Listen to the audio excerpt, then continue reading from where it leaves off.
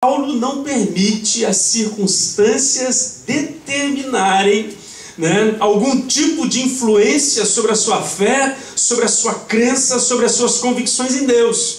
Então, mesmo na prisão, ele escreve dizendo: ora, aquele que é capaz, aquele que é poderoso.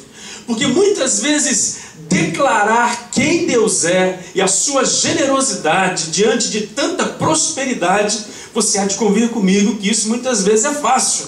Então eu estou lá com a minha geladeira repleta, eu estou com a minha conta no banco estufando, estourando, dinheiro sobrando para tudo quanto é lado. É fruto da fidelidade, é fruto da bondade, sim.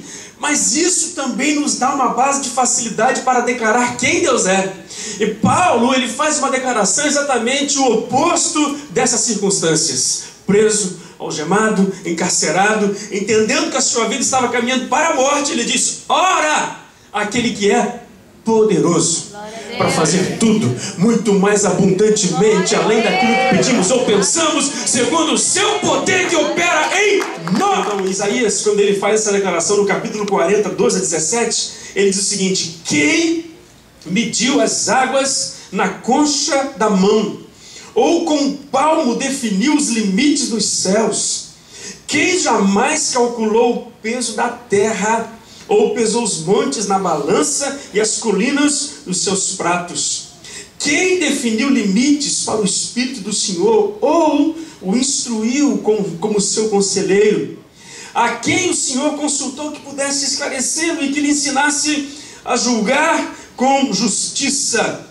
Mas embaixo ele diz: na verdade, as nações, Brasil, China, que tem sido considerado como a maior potência desses últimos anos, Brasil, China, Japão, Estados Unidos, olha o que ele está dizendo aqui. Na verdade, as nações são como a gota que sobra do balde.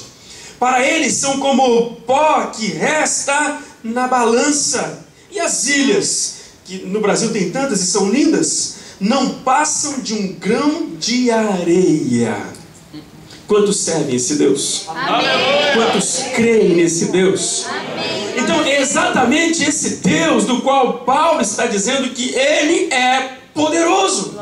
E nós cantamos isso, como os meninos declararam aqui nessa manhã, tão harmoniosamente, de forma tão gostosa, falando desse Deus que através do poder da fé é capaz de nos projetar, diante de coisas que nós não conseguiríamos alcançar humanamente. Então nós não temos essa dificuldade em entender que esse Deus pode.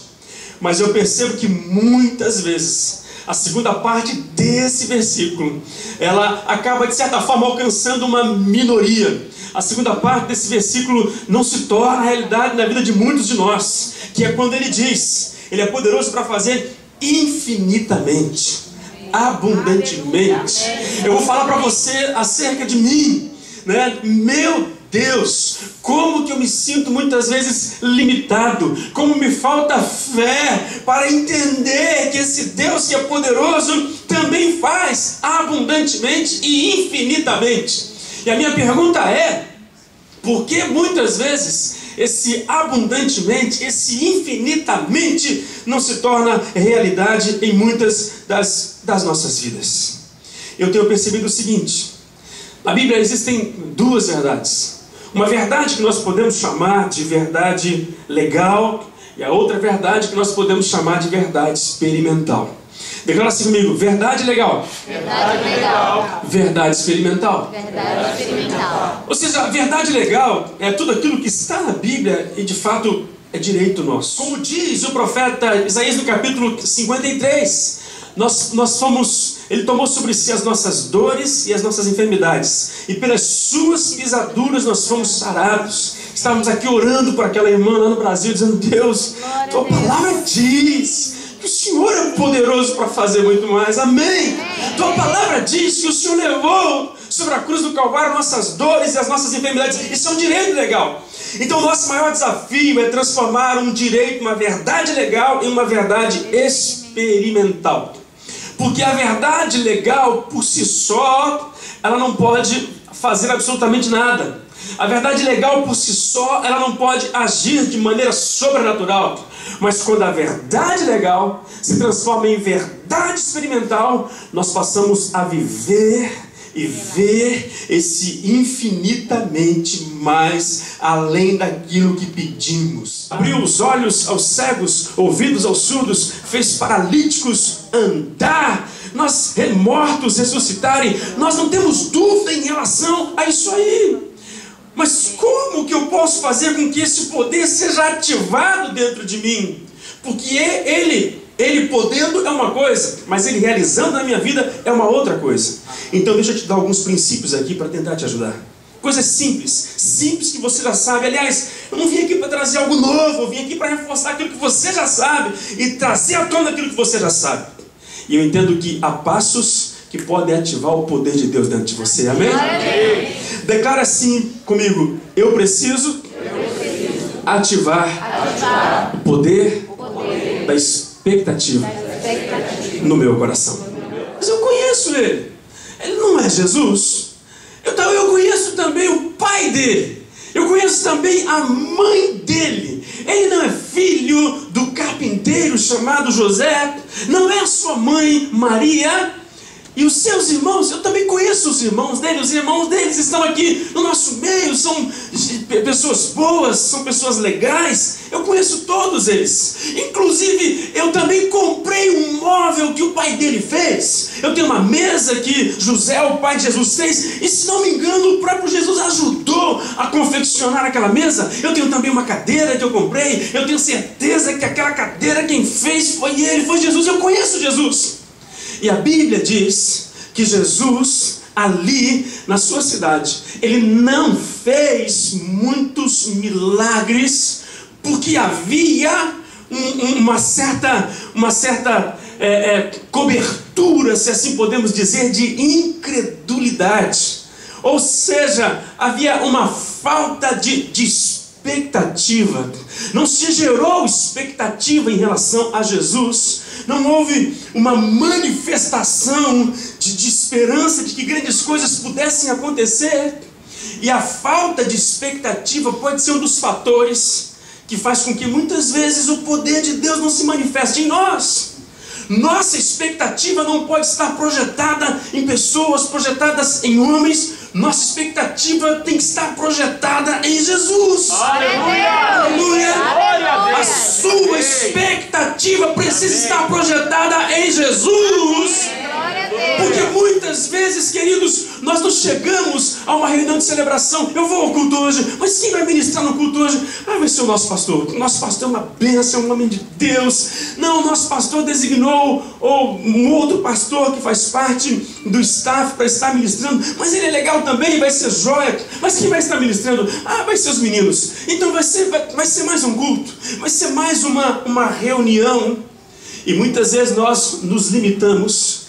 Nós não geramos uma expectativa, e porque não geramos uma expectativa, essa ação soberana do poder de Deus, ela é chocada, ela é confrontada, ela é impedida por essa falta de expectativa, e aí Deus não pode fazer muitas coisas. Ele é poderoso para fazer de acordo com o seu poder que opera em nós. Então nós precisamos ativar alguns elementos dentro de nós mesmos para destravarmos, para desatarmos essa ação e essa manifestação sobrenatural de Deus.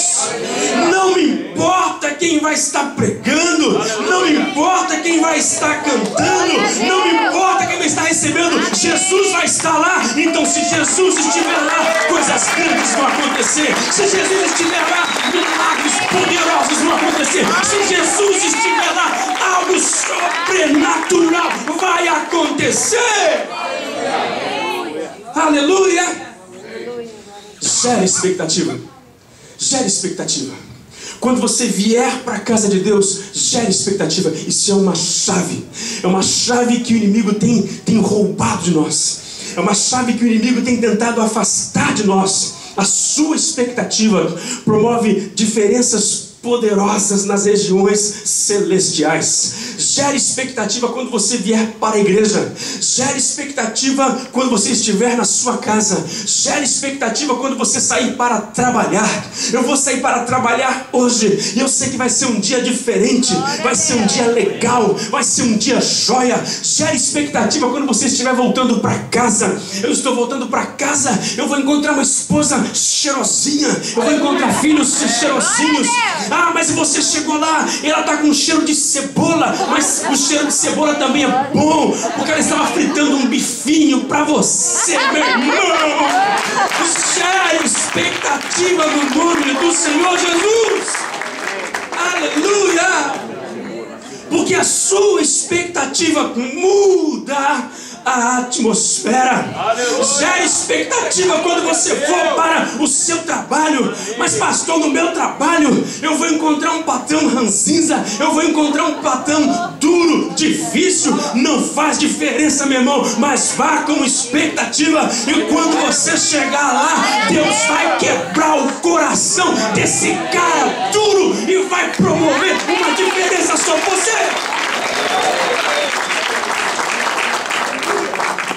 Onde não há expectativa, não há como Deus fazer. Pastor, mas você não conhece meu coração? Sim, meu irmão, mas eu pergunto para você: o mesmo esforço que você tem para andar cabisbaixo, desanimado, triste, como diz um pastor, amigo meu, né? O mesmo esforço que você faz para andar com cara de maracujá de gaveta, é o mesmo esforço que você faz para gerar expectativa. Então, se é o mesmo esforço, eu vou fazer a opção de gerar expectativa. Porque você viu uma pessoa desanimada? Então, eu vou trabalhar hoje de novo. Vai ser o mesmo dia, tão difícil. Ai, meu Deus do céu, estou voltando para casa. Minha mulher vai falar da conta de água, luz, telefone.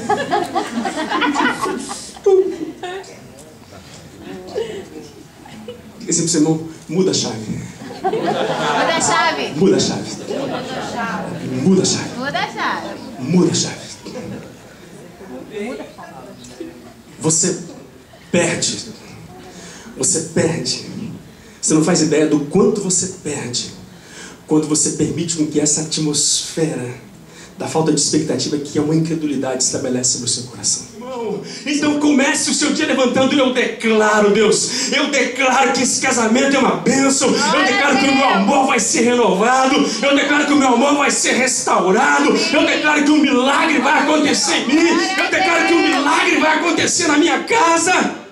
Não existem varinhas de condão, não existem varinhas mágicas, mas existem comportamentos e posicionamentos, e você vai dando matéria-prima para Deus, você vai dando material para Deus, você vai dando corda para Deus, e toda vez que você der matéria-prima para Deus, Deus vai agir na sua vida sobrenaturalmente, em nome do Senhor Jesus.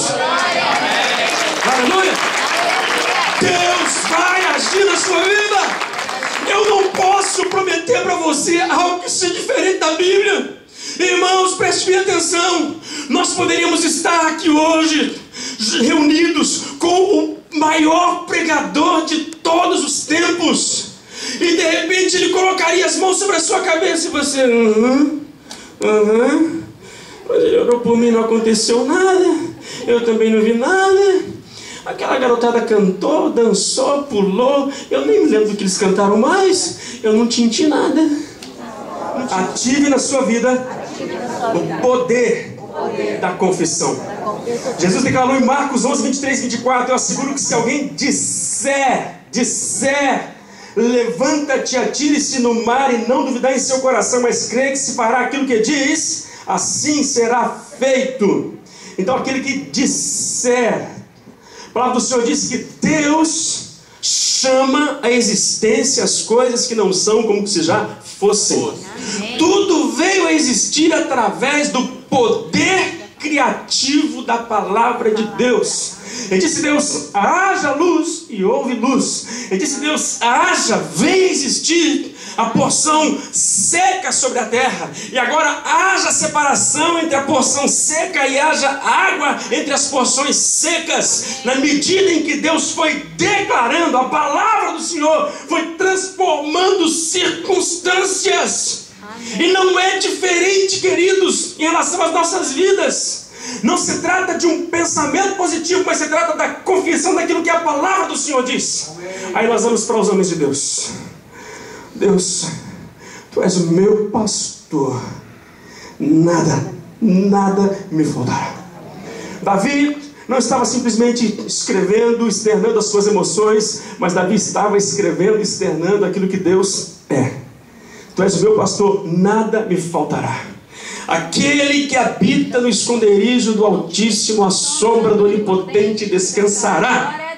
Direi do Senhor, Ele é o meu Deus, o meu refúgio, a minha fortaleza, e nele eu confiarei, porque Ele me livrará do laço passarinheiro, da peste perniciosa. Ele me cobrirá com as suas penas, e debaixo das suas asas estarei seguro, porque a sua verdade é escudo e broquel. 1000 podem cair ao meu lado, 10.000 à minha direita, mas eu não vou ser atingido. Libere os teus lábios para confessar aquilo que Deus diz acerca de você, aquilo que Deus diz quem você é. Tenha uma confissão positiva. Ative a confissão no seu coração, meu irmão. Ative o poder da confissão. Você sabia, comprovado cientificamente, tudo aquilo que sai da sua boca, palavras não se perdem, mas palavras se ecoam através de ondas sonoras por universo afora. Jesus subiu, disse que enviaria o Espírito Santo e que ele substituiria Jesus exatamente no mesmo padrão e moldes daquilo que ele foi para os discípulos. O que o Espírito Santo foi, o que Jesus foi para os discípulos, o Espírito Santo é para a igreja, o Espírito Santo é para você nos nossos dias. Aleluia! E aí nós encontramos Romanos 8, 14 e 15. Porque todos os que são guiados pelo Espírito de Deus são filhos de Deus. Pois vocês não receberam um espírito que os escraviza novamente, mas receberam um espírito que os torna filhos por adoção, por meio do qual chamamos Abba Pai. O Espírito de Deus testifica com o nosso espírito que nós somos filhos de Deus. Diga assim: o Espírito Santo testifica com você. O Espírito Santo, ele fala com você aquilo que o Espírito Santo ouviu de Deus. Ele vem e testifica no seu e no meu espírito. Ele testifica, ele confirma, ele afirma, ele direciona, ele guia, ele orienta, ele nos faz andar segundo os moldes e padrões da vontade de Deus. Aleluia. Em outras palavras, quando nós passamos a depender dessa ação do Espírito Santo de Deus, quando ativamos a terceira pessoa da Trindade, nós passamos a ouvir aquilo que Deus tem para cada um de nós. Então, queridos, não há a necessidade mais de andarmos muitas vezes deslocados, perdidos, sem direção. Quando nós acionamos o poder do Espírito Santo dentro de cada um de nós, ele começa a nos guiar, ele começa a nos orientar, ele começa a nos levar a um nível para que experimentemos a vontade de Deus Pai. Glória a Deus. Vocês estão me entendendo nesta manhã? Amém. Então diga assim para o seu irmão: ative o poder do Espírito Santo dentro de você. Permita o Espírito Santo te guiar. Permita o Espírito Santo te conduzir. Então vamos lá, diga assim: ative a expectativa. Ative a confissão. Ative o poder do Espírito Santo. Fala assim para o seu irmão: ative a sua fé.